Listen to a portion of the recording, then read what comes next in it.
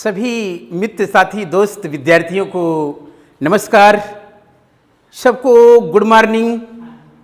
और साथी लोग बताते चले कि कई दिनों से हम लोग चर्चा पर चर्चा, विचारों का आदान प्रदान हो रहा था। मॉनेटरी पॉलिसी की चर्चा हो रही थी और मॉनेटरी पॉलिसी की पूरी संरचना क्या है हमने वहाँ समझाया था। उसके दो पार्ट होते हैं, एक संख्यात्मक तरीका, एक गुणात्मक तरीका। संख्यात्मक तरीका में कितने टूल्स होते हैं, कौन कौन टूल्स होता है, ये हमने चर्चा किया था। गुणात्मक तरीके में क्या टूल्स होते हैं हमने चर्चा किया था। आज जो पहली बार अगर इस हमारे साथ जुड़े हुए हैं तो हमारा जो पिछला वाला जो वीडियो है वित्तीय बाजार का, वित्तीय मार्केट का या भारतीय वित्तीय प्रणाली का, उसको जाकर पहले देख ली और तब इस चीज़ को समझने में बहुत मज़ा आएगा। तो देखिए, आज हमको उसी मॉनेटरी पॉलिसी का जो कि ज़बरदस्त मतलब पार्ट है इंडियन इकोनॉमी का, तो कहीं ना कहीं आज हम आपके बीच बैंक रेट और इसी को रीडिस्काउंट रेट भी बोला जाता है और इसी को बैंक दर को सिग्नल रेट भी बोलते हैं। कहीं कहीं प्रश्न आता है एग्जाम में, बहुत अंदर से बहुत बड़ा प्रश्न होता है कि किसे सिग्नल रेट बोलते हैं, तो चाहे बैंक रेट कहा जाए या फिर मतलब क्या नाम है कि रीडिस्काउंट रेट कहा जाए, दोनों बातें क्या है, एक ही है।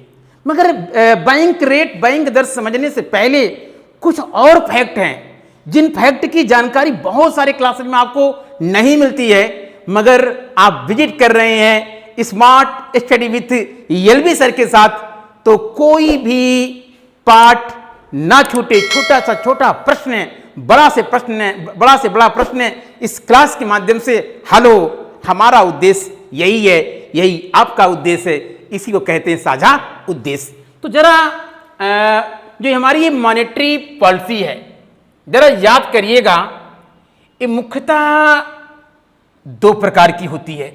पहले बैंक रेट समझने पहले इसको समझ लीजिए, फिर बहुत आराम होगा आगे हर चीज को समझने में। एक होता है विस्तारक मौद्रिक नीति, याद रखिएगा साथी लोग, क्या होता है, विस्तारक मौद्रिक नीति होता है, ये याद रखिएगा। क्या होता है, विस्तारक मौद्रिक नीति, ये होता है, याद करिएगा। और दूसरा होता है संकोचक मौद्रिक नीति। दूसरा क्या होता है, संकोचक मौद्रिक नीति। चलिए, क्या कह रहे हैं, संकोचक मौद्रिक नीति। और बहुत सारे मित्र साथी पूछते हैं कि सर जी रेगुलर वीडियो क्यों नहीं आ रहा है, थोड़ा सा आश्वस्त कम है, मगर फिर भी इच्छा इतना होती है कि आपसे जरूर मतलब 20 मिनट ही बात करूं, आधा घंटा ही बात करूं, मगर कहीं कहीं लाचार हो जाते हैं, मगर फिर भी आपके साथ देखिए तैयार काम करने के लिए, साझा उद्देश्य प्राप्त करने के लिए।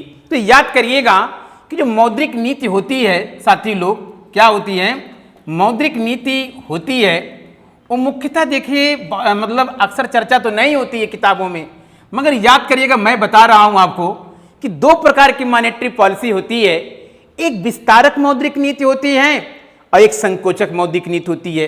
और हमने इसके पहले कहा था कि भारत में जो मॉनेटरी पॉलिसी घोषित होती है और मौद्रिक नीति कमेटी या मौद्रिक नीति समिति के अनुशंसा पर घोषित होती है, तो विस्तारक जो मौद्रिक नीति होती है साथी लोग, इसमें ध्यान रखिएगा, इसमें आरबीआई मुद्रा अथवा लिक्विडिटी को अर्थव्यवस्था में बढ़ाती है। इस विस्तारक मौद्रिक नीति के माध्यम से जो देश के केंद्रीय bank reserve bank of India है, जिसकी स्थापना 1 अप्रैल 1935 को हुआ है, वो लिक्विडिटी को बढ़ाती है, वो तरलता को बढ़ाती है, वो परचेजिंग पावर की जो हमारी क्षमता है वो जनरेट करती है। इसको क्या बोलेंगे, विस्तारक मौद्रिक नीति।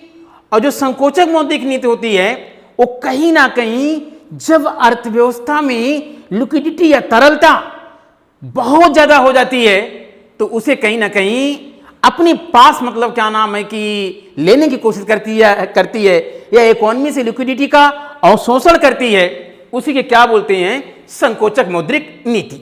अब जरा प्रश्न सुनिए, कैसे प्रश्न आता है एग्जाम में।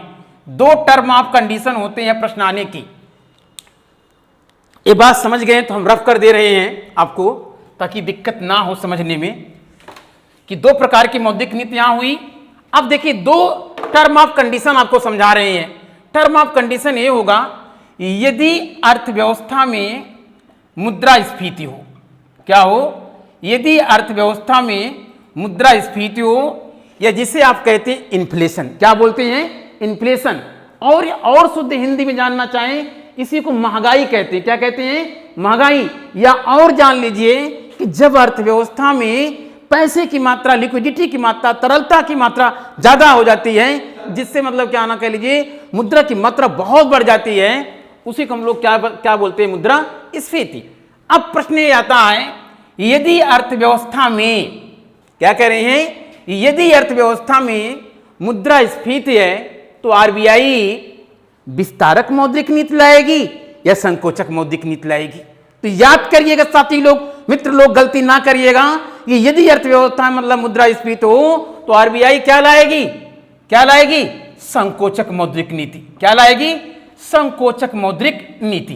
क्या लाएगी, संकोचक मौद्रिक नीति। ये चीज ध्यान रखिएगा। चलिए एक बात हुआ, दूसरी बात याद रखिएगा, यदि अर्थव्यवस्था में आर्थिक मंदी है, क्या है, आर्थिक मंदी है, अर्थात लोगों के पास परचेजिंग पावर नहीं है, जिसके नाते डिमांड घट गई है, तो डिमांड बढ़ाने के लिए आरबीआई कहीं ना कहीं क्या लाएगी, विस्तारक मौद्रिक नीति। क्या लाएगी, विस्तारक मौद्रिक नीति। बहुत इंपॉर्टेंट है साथी लोग, मित्र लोग, याद जरूर आप मतलब रखिएगा कि कौन सी कंडीशन में कौन सी मॉनेटरी पॉलिसी लाई जाती है। तो याद करिएगा यदि अर्थव्यवस्था मुद्रास्फीति होगी तो संकोचक मौद्रिक नीति लाया जाएगा, और अगर मतलब आर्थिक मंदी होगी तो कौन सी मतलब मौद्रिक नीति लाई जाएगी, विस्तारक मौद्रिक नीति लाई जाएगी।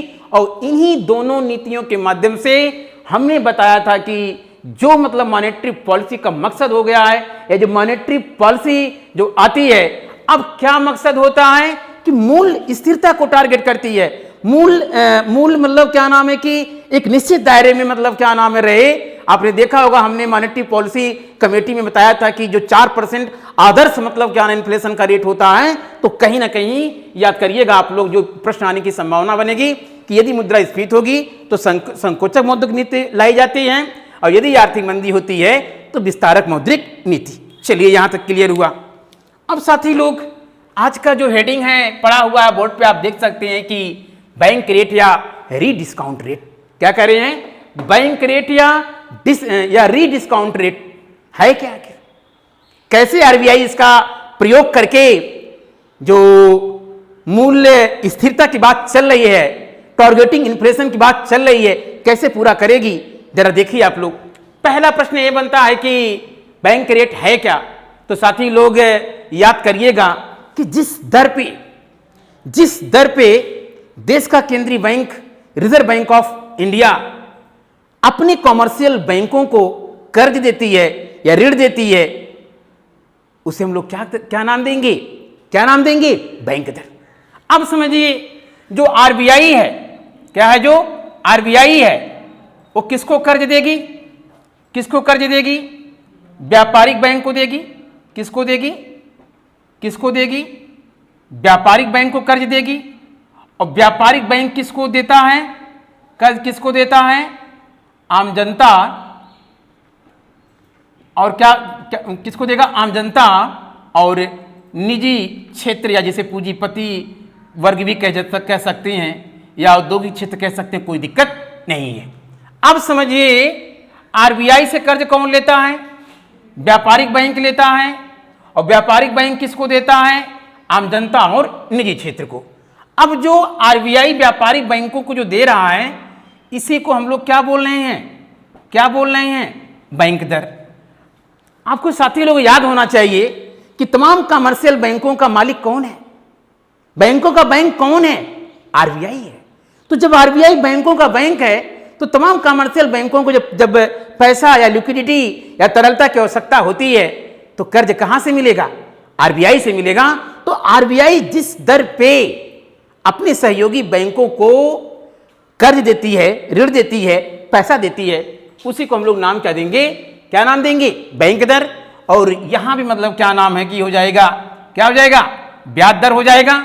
अब समझिए हमेशा जो ये बैंक दर होगा वो कहीं ना कहीं ब्याज दर की तुलना में ज्यादा होगा।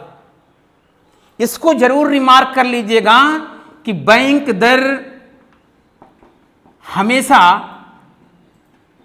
हमेशा ब्याज दर से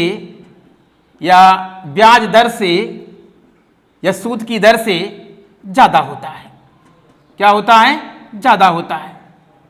अगर समझिए बैंक दर 6% है तो हमेशा ये 8% होगा। क्यों ऐसा होता है? अरे 2% का जो अंतर है ना, यही कमर्शियल बैंक इससे क्या होते हैं, लाभ कमाते हैं। क्या कहते हैं, लाभ कमाते हैं। आरबीआई जो लाभ के लिए काम तो नहीं करती, मुख्यतः हम कह सकते हैं, मगर जो कमर्शियल बैंक हैं साथी लोग, मित्र लोग, वो हमेशा मतलब कहीं ना कहीं लाभ के लिए काम करते हैं। तो ये भी आपको याद रखना पड़ेगा। एक और इंटरेस्टिंग फैक्ट आपके सामने लेकर के आ रहे हैं हम मतलब क्या नाम है कि बैंक रेट को रीडिस्काउंट रेट भी कहते हैं। मगर याद रखिए कि ये जो परिभाषा हमने आपको दिया, समझाया है, बड़ा परंपरागत हो गया है। और आजकल ऑप्शन में दूसरा रहता है। क्या रहता है, जरा देखिए उस इंटरेस्टिंग फैक्ट को आपके सामने हम रख रहे हैं। चलिए, कहते हैं कि जरा हम लिख के बता रहे, देख लीजिए यहाँ पे कि जिस दर पे आरबीआई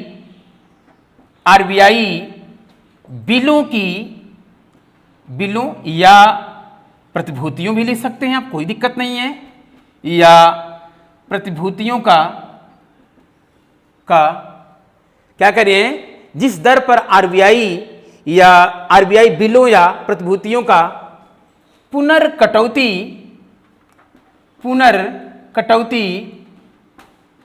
या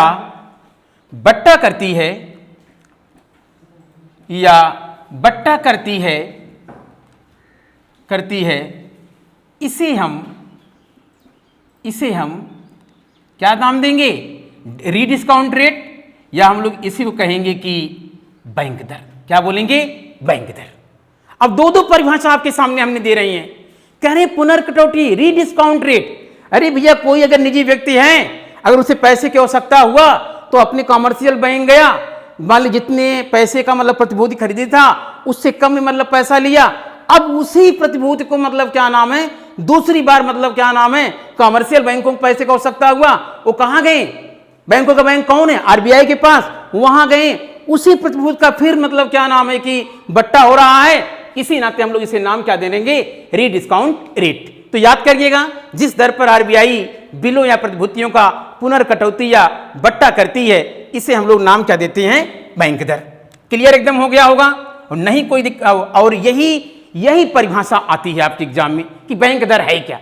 तो जहां पर मिले एकदम पूरी मतलब क्या ना 100% गारंटी के साथ इस पे ट्रिक करिए और 100% उत्तर आपका क्या होगा, सही होगा, क्योंकि विजिट कर रहे हैं आप smart study with LB sir के साथ। चलिए, टर्म ऑफ कंडीशन देख लिया जाए कि बैंक दर का प्रयोग कैसे आरबीआई करती है अपनी मॉनेटरी पॉलिसी के तहत, ताकि मतलब क्या नाम है कि पूरी तरीके से क्लियर हो जाए। चलिए, 2 कंडीशन अभी हमने बताया था।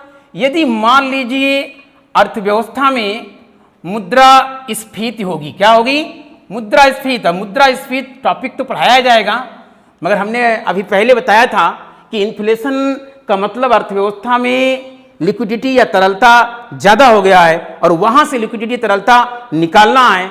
तो जरा बताएं मित्र लोग, साथी लोग, दोस्त लोग, कि बैंक दर आरबीआई घटाएगी अथवा बढ़ाएगी।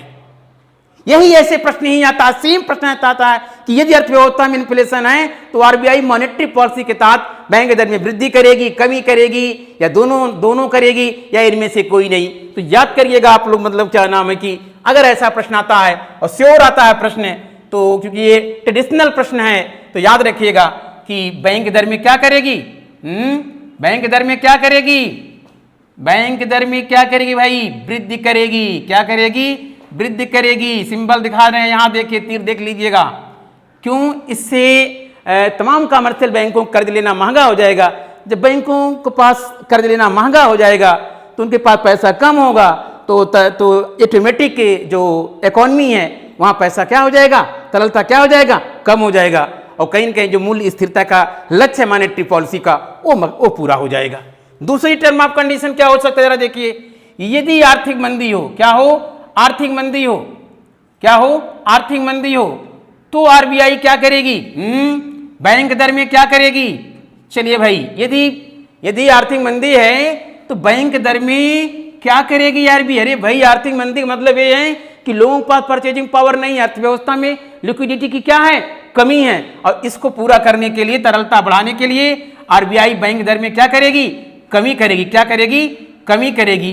तो आप समझ सकते हैं कि इस बैंक रेट, इस आरबीआई इस परिमाणात्मक तरीके में रीडिस्काउंट रेट या बैंक दर के माध्यम में मुद्रास्फीति की कंडीशन में बैंक दर में वृद्धि करेगी और आर्थिक मंदी में बैंक दर में क्या करेगी, कमी करेगी। और इसका मकसद क्या होता है, मूल्य स्थिरता। और इसी मूल्य स्थिरता, क्योंकि मॉनेटरी पॉलिसी का अब लक्ष्य बन चुका है और आर्थिक विकास सेकेंडरी हो गया है, तो इसे कहीं ना कहीं पूरा करने का प्रयास करती है। तो साथी लोग, मित्र लोग, आज हमने आपके सामने रीडिस्काउंट रेट या बैंक दर और क्या है विस्तारक मौद्रिक नीति, क्या है मतलब क्या संकोचक मौद्रिक नीति, इस पे चर्चा किया। कोई अगर प्रॉब्लम होगा तो कमेंट बॉक्स में आप लिखिएगा, हम आपकी समस्या को निश्चित रूप से दूर करने का प्रयास करेंगे। मगर आपसे एक निवेदन यही है कि इस बदली हुई परिस्थिति में क्यों ना, कोरोना कितना भी हावी हो, मगर इंसान, मानव कहीं ना कहीं अपने बौद्धिक विचारों के माध्यम से हमेशा समस्याओं पर जीत हासिल की। तो रुकिए नहीं, थकिए नहीं, हंसते रहिए, मुस्कुराते रहिए। जय हिंद, जय भारत। Thank you class.